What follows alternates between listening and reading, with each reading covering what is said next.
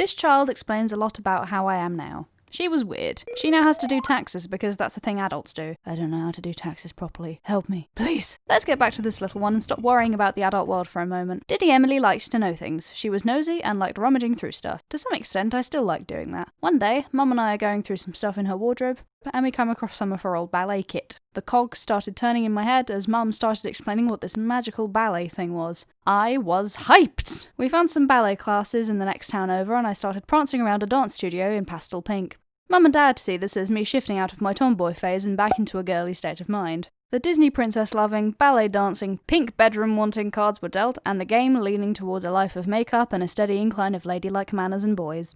And then I slammed an Uno reverse card into the mix and started up karate lessons. So let me paint this picture. Dainty little pink-clad Emily on Saturday mornings prancing around a dance studio versus the tiny maniac with her red belt learning how to defend herself and being encouraged to beat up her little brother in sparring.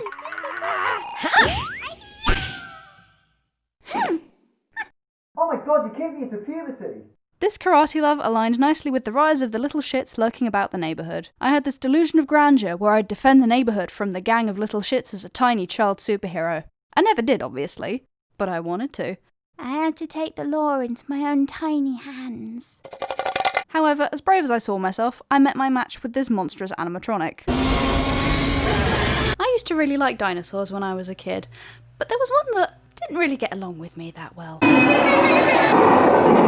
I could not go through this part of the museum without running past it, flat out avoiding it, or burying myself in Mum's coat, much to the dismay of George, who loved this specific animatronic.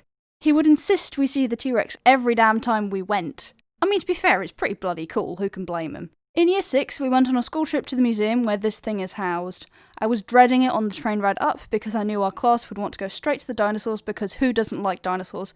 We're a bunch of 11-year-olds, what more could you expect? So we start walking through the exhibit. There's a fair bit of other stuff before the T-Rex, so I was trying to distract myself from the dread by looking at other dinosaur skeletons. And then we started wandering towards the T-Rex room. The exhibit layout has changed in the 10 plus years since this happened, but you still hear the roars before you see the thing.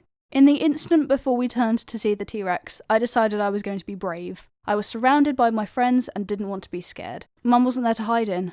I was on my own, and I had to face the T-Rex myself.